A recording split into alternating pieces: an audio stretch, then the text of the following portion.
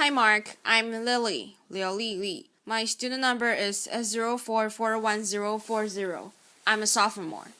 The speech title is Sherry Turkle, Connected but Alone. Just a moment ago, my daughter Rebecca texted me for good luck. Her text said, "Mom, you will rock. I love this." Getting that text was like getting a hug. And so there you have it. I embody the central paradox. I'm a woman who loves getting texts who's going to tell you that too many of them can be a problem. Actually, that reminder of my daughter brings me to the beginning of my story, 1996, when I gave my first TED Talk. Rebecca was 5 years old and she was sitting right there in the front row. I had just written a book that celebrated our life on the internet and I was about to be on the cover of Wired magazine. In those heady days, we were experimenting with chat rooms and online virtual communities. We were exploring different aspects of ourselves. And then we unplugged. I was excited, and as a psychologist, what excited me most was the idea that we would use what we learned in the virtual world about ourselves, about our identity, to live better lives in the real world. Now fast forward to 2012, I'm back here on the TED stage again. My daughter's 20, she's a college student. She sleeps with her cell phone, so do I. And I've just written a new book, but this time it's not one that'll get me on the cover of Wired magazine. So what happened? I'm still excited by technology, but I believe, and I'm here to make the case, that we're letting it take us places that we don't want to go. Over the past 15 years, I've studied technologies of mobile communication and I've interviewed hundreds and hundreds of people, young and old, about their plugged-in lives. And what I've found is that our little devices, those little devices in our pockets, are so psychologically powerful that they don't only change what we do, they change who we are. Some of the things we do now with our devices are things that only a few years ago we would have found odd or disturbing, but they've quickly come to seem familiar, just how we do things. So just to take some quick examples, people text or do email during corporate board meetings. They text and shop and go on Facebook during classes, during presentations, actually during all meetings. People talk to me about the important new skill of making eye contact while you're texting. Laughter. People explain to me that it's hard, but that it can be done. Parents text and do email at breakfast and at dinner while their children complain about not having their parents' full attention. But then, these same children deny each other their full attention. This is a recent shot of my daughter and her friends being together while not being together. And we even text at funerals. I studied this. We remove ourselves from our grief or from our reverie and we go into our phones. Why does this matter? It matters to me because I think we are setting ourselves up for trouble.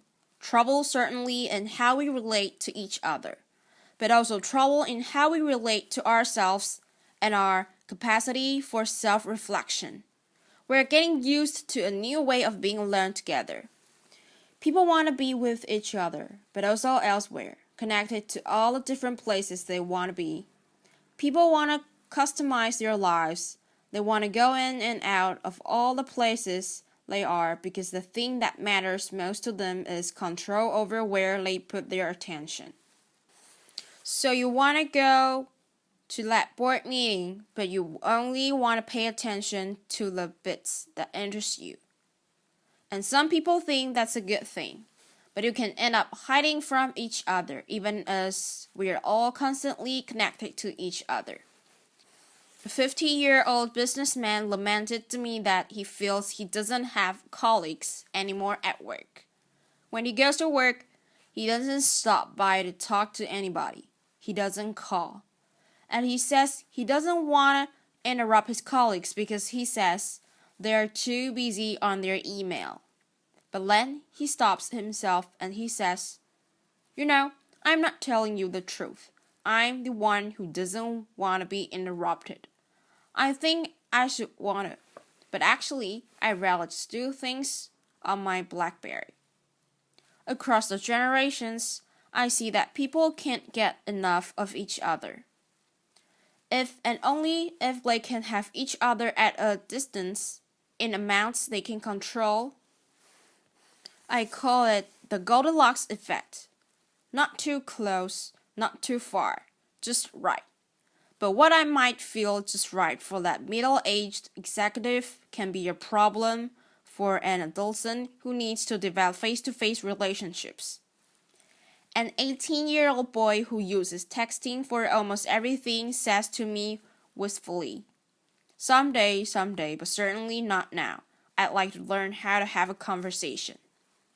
When I ask people, what's wrong with having a conversation? People say, "I'll tell you what's wrong with having a conversation. It takes place in real time and you can't control what you are gonna say. So that's the bottom line. Texting, email, posting, all of these things let us present the self as we want to be. We get to edit, and that means we get to delete, and that means we get to retouch the face, the voice, the flash, the body. Not too little, not too much, just right. Human relationships are rich, and they're messy, and they're demanding, and we clean them up with technology. And when we do, one of the things that can happen is that we sacrifice conversation for mere connection. We shortchange ourselves. And over time, we seem to forget this, or we seem to stop caring. I was caught off guard when Stephen Colbert asked me a profound question. He said, "Don't all those little tweets, don't all those little sips of online communication add up to one big gulp of real conversation?" My answer was no, they don't add up. Connecting in sips may work for gathering discrete bits of information. They may work for saying, "I'm thinking about you," or even for saying, "I love you." I mean, look at how I feel when I got that text from my daughter. But they don't really work for learning about each other, for really coming to know and understand each other. And we use conversations with each other to learn how to have conversations with ourselves. So a flight from conversation can really matter because it can compromise our capacity for self-reflection. For kids growing up, that skill is the bedrock of development. Over and over, I hear, "I would rather text than talk." And what I'm seeing is that people get so used to being shortchanged out of real conversation, so used to getting by with that less, that they've become almost willing to dispense with people altogether. So for example, many people share with me this wish, that someday a more advanced version of Siri, the digital assistant on Apple's iPhone, will be more like a best friend, someone who will listen when others won't. I believe this wish reflects a painful truth that I've learned in the past 15 years. That feeling that no one is listening to me is very important in our relationships with technology. That's why it's so appealing to have a Facebook page or a Twitter feed, so many automatic listeners. And the feeling that no one is listening to me make us want to spend time with machines that seem to care about us. We are developing robots.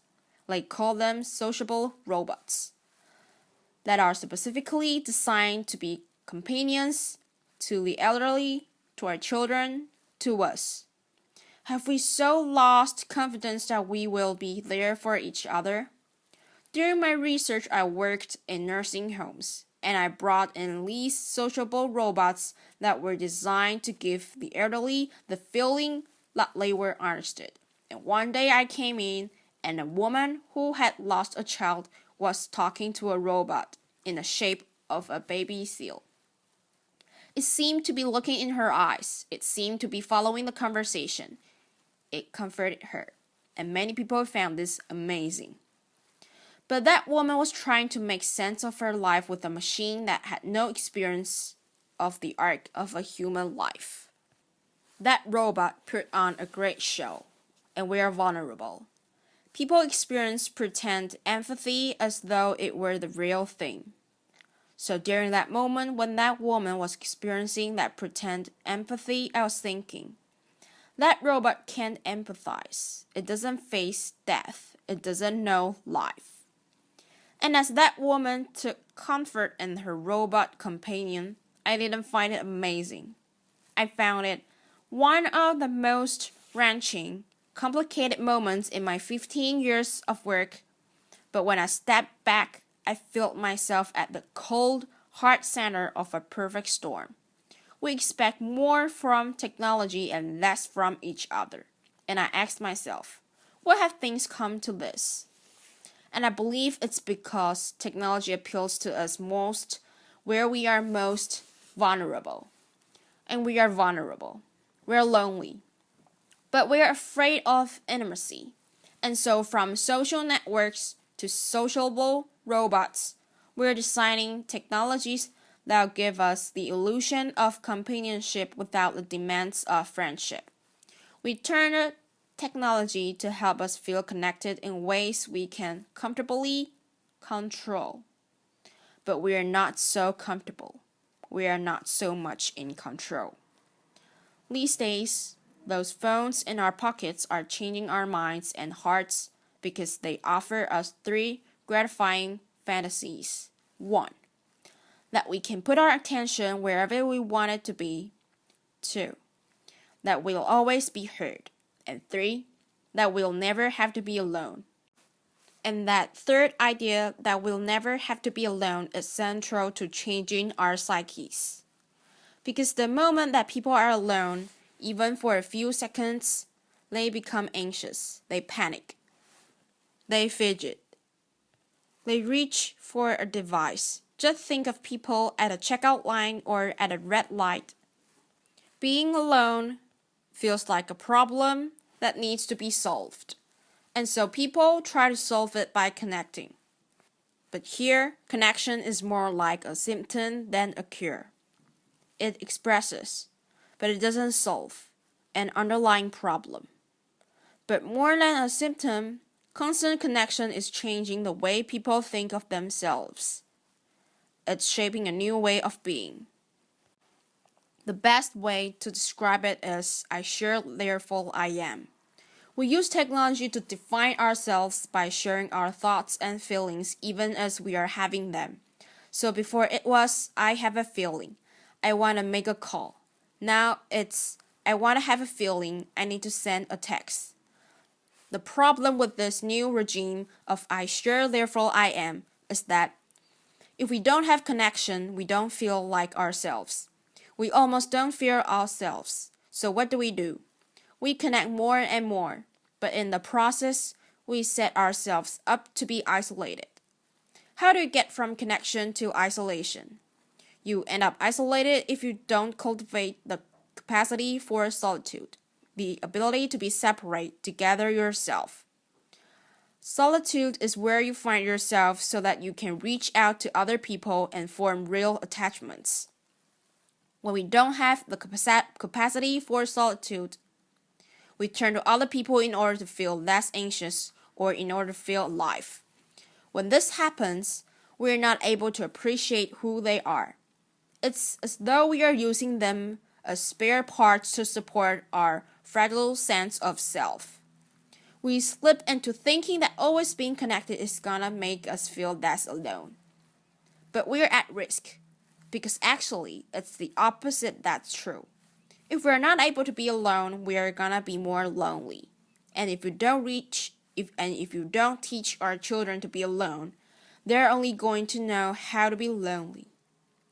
When I spoke at TED in 1996, reporting on my studies of the early virtual communities, I said, those who make the most of their lives on the screen come to it in a spirit of self-reflection. And that's what I'm calling from here. Now, reflection, and more than that, a conversation about where our current use of technology may be taking us, what it might be costing us. We are smitten with technology, and we are afraid, like young lovers, that too much talking might spoil the romance. But it's time to talk. We grew up with digital technology, and so we see it as all grown up. But it's not. It's early days. There's plenty of time for us to reconsider how we use it, how we build it. I'm not suggesting that we turn away from our devices, just that we develop a more self-aware relationship with them, with each other, and with ourselves. I see some first steps. Start thinking of solitude as a good thing. Make room for it.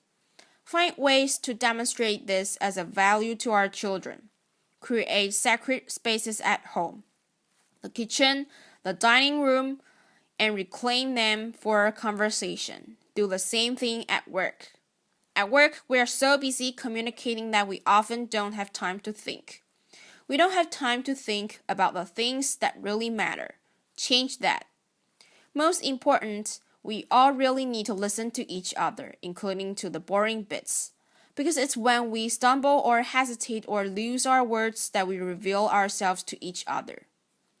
Technology is making a bid to redefine human connection, how we care for each other, how we care for ourselves. But it's also giving us the opportunity to affirm our values and our direction. I'm optimistic. We have everything we need to start. We have each other. And we have the greatest chance of success if we recognize our vulnerability. That we listen when technology says it will take something complicated and promises something simpler. So in my work, I hear that life is hard, relationships are filled with risk, and then there's technology. Simpler, hopeful, optimistic, ever young, it's like calling in the cavalry. An ad campaign promises that online and with avatars, you can finally love your friends, love your body, love your life online and with avatars. We are drawn to virtual romance, to computer games that seem like worlds, to the idea that robots will someday be our true companions. We spend an evening on the social network instead of going to the pub with friends. But our fantasies of substitution have cost us. Now we all need to focus on the many, many ways technology can lead us back to our real lives. Our own bodies, our own communities, our own politics, our own planet. They need us. Let's talk about how we can use digital technology, the technology of our dreams, to make this life the life we can love. Thank you. Applause.